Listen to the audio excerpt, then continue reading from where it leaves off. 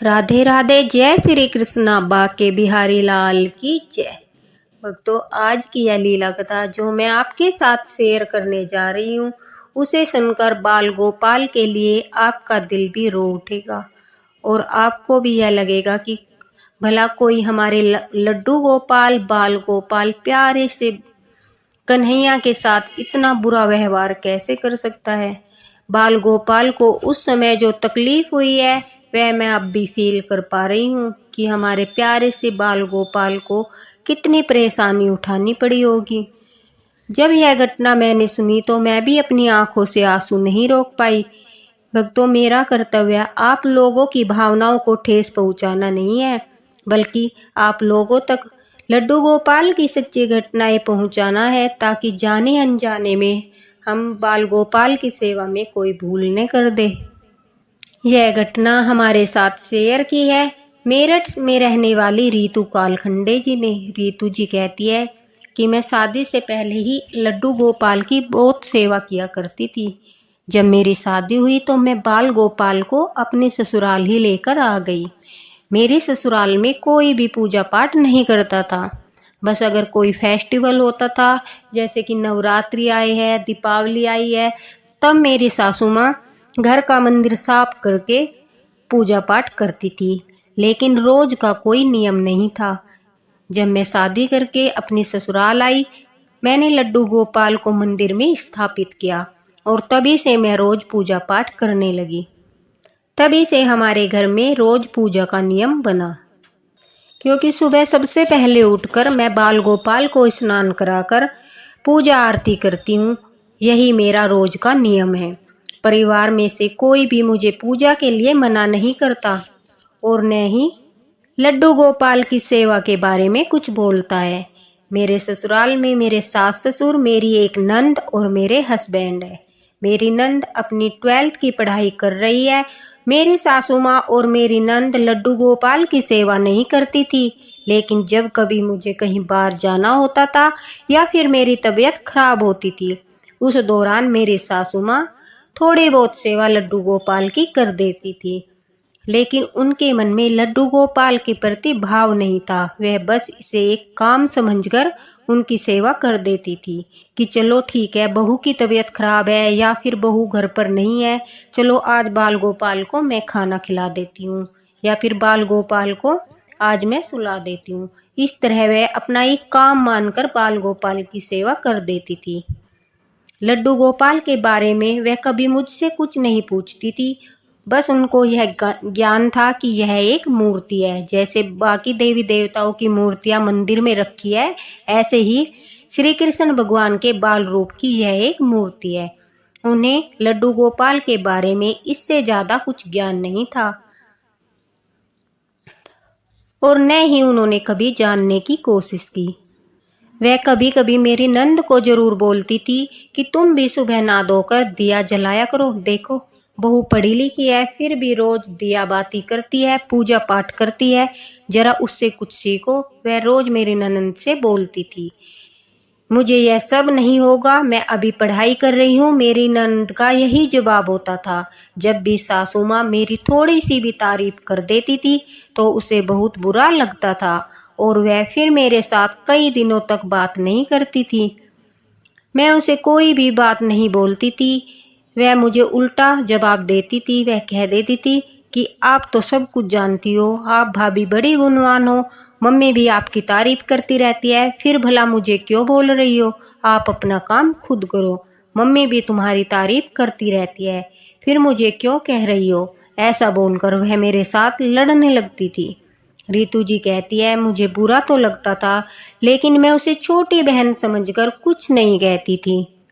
मैंने अपनी BEd complete किया था और जॉब के लिए मैंने कुछ दिन पहले ही एक फॉर्म भरा था। मेरे ससुराल में सभी को यह बात पता थी कि मैं शादी के बाद जॉब करना चाहती हूँ और मेरे पति ने भी इसकी परमिशन मुझे दे दी थी। सब कुछ अच्छा चल रहा था।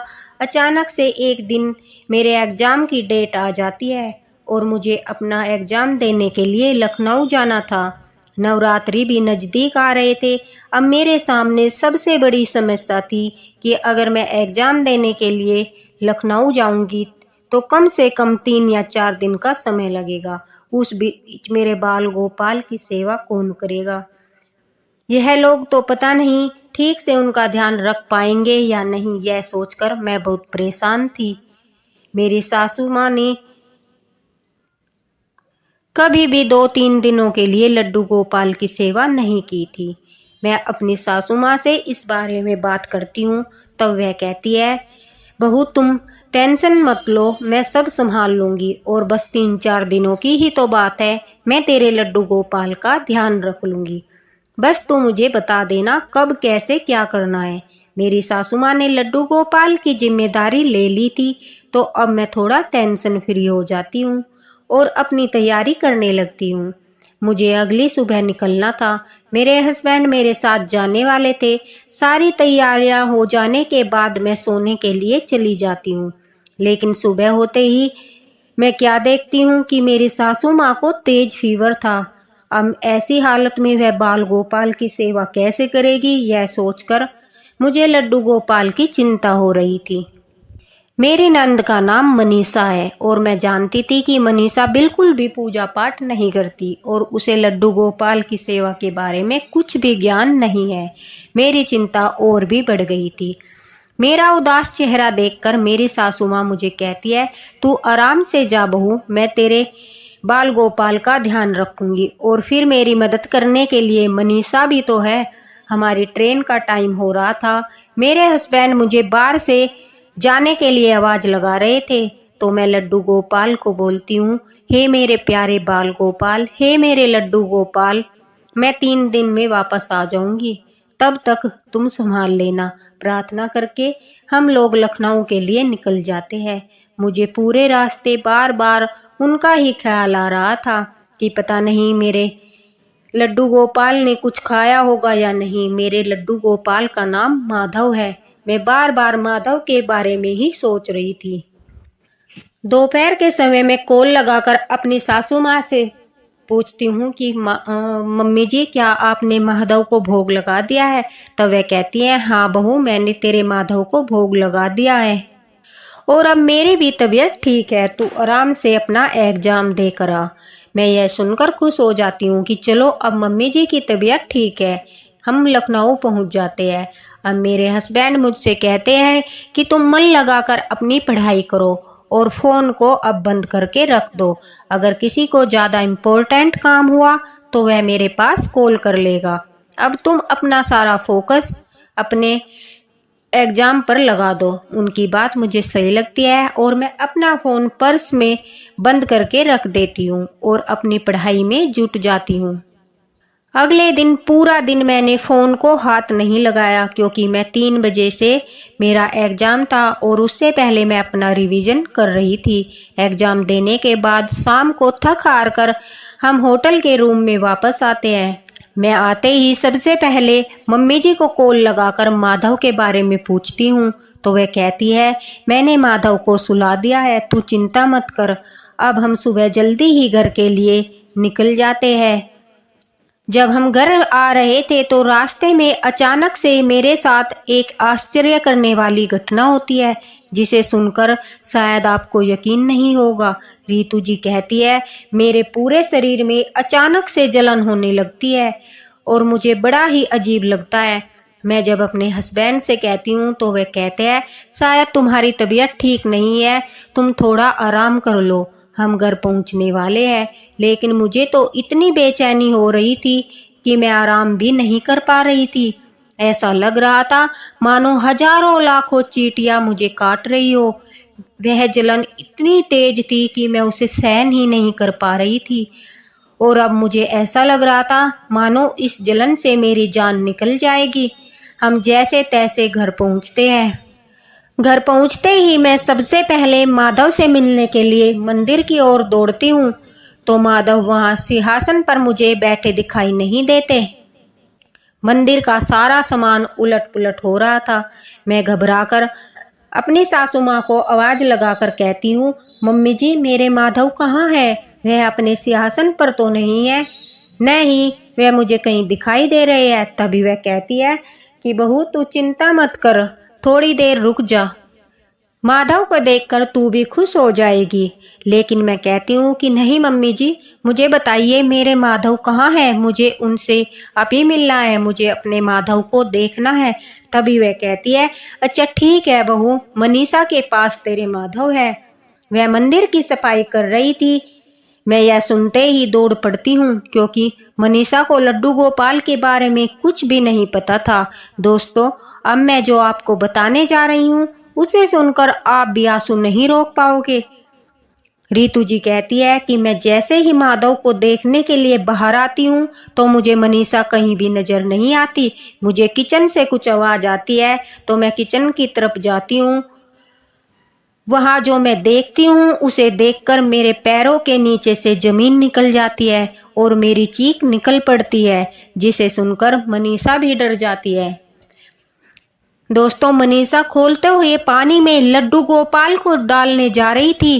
वह डालने ही वाली थी कि अचानक से मैंने जोर से उसे आवाज लगाई। मैंने कहा, रुक जाओ मनीषा, तुम यह क्या कर रही हो। मनीषा एकदम से डर जाती है। मैं दौड़कर उसके हाथ से अपने माधव को छीन लेती हूँ और वहां पर बहुत सारे पड़े नींबू के छिलके देखती हूँ, जिन्हें देखकर मेरी रूह कांप जाती है। और मैं मनीषा से कहती हूँ, तुमने मेरे बाल गोपाल के साथ ये क्या किया है। तभी वह गुस्से में कहती है, भाभी आप इतना ओवर रिएक्ट क्यों कर रही हो। मम्मी ने मुझे मंदिर की सफाई करने के लिए बोला था, तो मैंने देखा कि मंदिर के बर्तन और सारी पीतल की मूर्तियां काली हो गई थी। तो मैंने यूट्यूब पर सर्च किया कि पीतल के बर्तन कैसे चमकाए जाते हैं। उसमें देखकर ही मैंने सब मूर्तियां नींबू से रगड़ रगड़ कर साफ की है और अब मैं इन्हें उबलते हुए पानी में सिरका डालकर उन्हें चमका रही थी। उससे पहले आप आकर चिल्लाने लगी। मैं पिछले 1 घंटे से इतनी मेहनत कर रही हूँ और ऊपर से आप मेरे ऊपर ही भड़क रही हो। यह सुनते ही मैं रोने लगती हूँ और मैं उससे कहती हूँ, मनीषा यह कोई मूर्ति नहीं है, यह मेरे छोटे से प्यारे से बाल गोपाल है और तुमने इनके ऊपर इतनी बुरी तरह से नींबू रगड़ दिया। इनमें मेरे प्राण बसते हैं। अगर तुम्हारे अंदर बाल गोपाल के प्रति भाव होते तो तुम शायद यह बात समझ पाती। तुमने मेरे बाल गोपाल को इतना कष्ट दिया कि उन्हें इतना रगड़ रगड़ कर साफ किया, उन्हें इतना कष्ट पहुंचाया। अब तुम इन्हें खोलते पानी में डालने जा रही थी। क्या तुम्हारा कोई छोटा भाई होता तो क्या तुम उसके साथ भी यही करती। यह मूर्ति नहीं है, बल्कि मेरे भाई, माता पिता, सखा सब कुछ है। मैं खूब लड्डू गोपाल को लेकर रोती हूँ। मेरी आवाज सुनकर मेरे पति और मेरी सासू माँ भी आ जाते हैं। तभी मैं उनसे कहती हूँ, आपको याद है मुझे ट्रेन में क्या हुआ था। मेरे बाल गोपाल को पीड़ा हो रही थी, इसलिए वह मुझे एहसास करा रहे थे कि उनको कितनी पीड़ा हो रही है। आप मुझे बताओ, अगर आपके ऊपर कोई इस तरह से नींबू घिसता चला जाए और फिर खोलते पानी आप पर डाल दे तो आपकी क्या हालत होगी। वह मेरी बात समझ जाते हैं और सासू माँ को ट्रेन में हुई सारी घटना बताते हैं। मैं अपने बाल गोपाल को लेकर इतना रो रही थी, इतना रो रही थी, मुझे लग रहा था पता नहीं मेरे बाल गोपाल को कितनी पीड़ा सहनी पड़ी होगी, मेरे लड्डू गोपाल को कितना कष्ट हुआ होगा। मेरी सासू माँ मुझसे और बाल गोपाल से माफ़ी मांगती है, लेकिन मनीषा मुंह बनाकर बड़बड़ाती हुई रसोई के बाहर चली जाती है। मम्मी जी कहती है, बहू हमें ज्ञान नहीं था, हमने तो इन्हें मूर्ति माना और जाने अनजाने में जो भूल हमसे हुई है मैं उसके लिए शर्मिंदा हूँ। मनीषा अभी नादान है, मैं उसे समझाऊंगी। रीतू जी कहती है, मैं अपने बाल गोपाल को लेकर उनके पूरे शरीर पर तेल से मालिश करती हूँ, फिर ठंडा ठंडा बर्फ उन्हें लगाती हूँ, उन्हें स्नान कराकर उन्हें चंदन का लेप लगाती हूँ ताकि उन्हें कुछ आराम मिल सके। यह सब करते हुए मेरी आंखों से लगातार आंसू आ रहे थे। मैं वह दर्द महसूस कर पा रही थी जो मेरे लड्डू गोपाल को हो रहा था, मेरे माधव को हो रहा था।